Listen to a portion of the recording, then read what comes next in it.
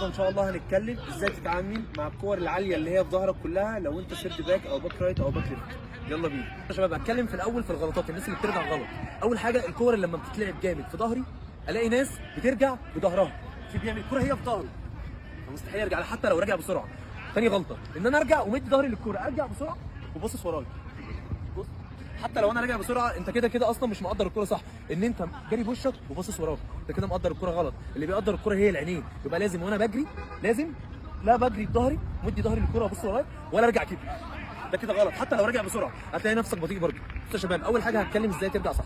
اول حاجه وقف الجسم، انا عايز اكون واقف بزاويه، يعني هفترض مثلا ان انا سيرد باك او باك ليفت والكره قدامي تبقى في الزاويه دي كده، انا مدي صدري واقف بزاويه اهو، وشي للكره كده بزاويه، مش واقف بجنبي، لا واقف بزاويه. تمام؟ نفس الكلام لو من الناحيه الثانيه هفترض ان الكره هنا، يبقى انا واقف بزاويه كده وباص للكوره، واقف بزاويه ما ارجعش بجنبي. انا هقول هشرح دلوقتي ازاي ترجع بقى.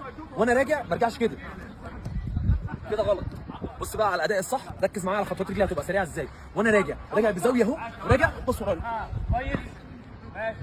لاحظت رجعت رجلي عامله ازاي؟ وانا راجع رجلي شغاله سريع، يعني انا بتحرك اكني عامل سبرنت بالظبط بس بجنبي، وفي نفس الوقت انا واقف بزاويه، عيني مقدره الكوره كويس، وانا راجع بزاويه اهو بسرعه، راجع بسرعه وعيني مراقبه الكوره كده، عيني مراقبه الكوره كويس. الفكره بقى يا شباب ايه؟ ان انا وانا طول ما انا راجع بزاويه كده انا بعمل حاجتين، برجع بسرعه، تاني حاجه انا عيني مراقبه الكوره. اللي بيقدر الكوره كويس قوي يا شباب عيني، يعني انا مثلا محتاج 10 خطوات، انا طبعا ما بعدش، انا بتكلم مثلا محتاج 10 خطوات، محتاج 20 خطوه، اللي بيقدر كل ده عين.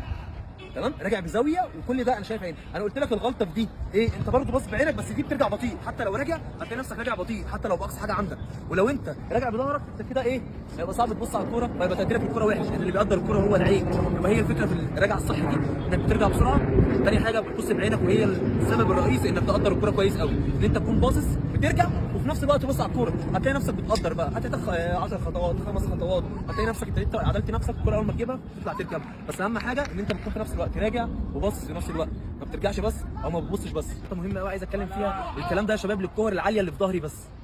تمام؟ الكوره العاليه اللي في ظهري، افترض مثلا ان الكوره اصلا قدام عيني، فعادي اطلع لها عادي بجزئي واطلع اركب الكوره عادي، ما اقفلهاش بجنبي. انا بتكلم لو انت مثلا سيرد باك او باك ليفت او ايا كان مركزك، والكور بتتلعب عاليه في ظهرك، وانت شايف مثلا اللاعب الخصم بيحضر عشان يلعب عالي، هيلعب عالي جامد، فانت بتبتدي واخد الوضع بتاعك وبتعدل نفسك وتتحرك بسرعه. تمام؟ لقيت مثلا الكوره قدامك، لا بعدل نفسي عادي واطلع. الكوره مثلا قدامي ومحتاجه مثلا خطوتين، هي في ظهري بس محتاجه خطوتين بس او 3 خطوات، اهو برجع وبعدين العب بهيد. تمام؟ عشان يا شباب لازم تفرق ان انت دي واقف بجنبك بسرعه، عشان انت مثلا الكوره ملعوبه في ظهرك بفرق كبير 10 خطوات 20 خطوه، لكن الكوره لو في ظهرك ب3 خطوات ما ينفعش طبعا ارجع لها بزاويه، مش محتاجه اصلا انت ترجع لها 1 2 3 وتطلع تركب. انا بتكلم في الكوره اللي في ظهرك وملعوبه عادي، عشان تعرف تفرق، ما تكونش حافظ، تبقى راجل فاهم، تبقى عارف امتى تقف كده وامتى تقف كده. تمام؟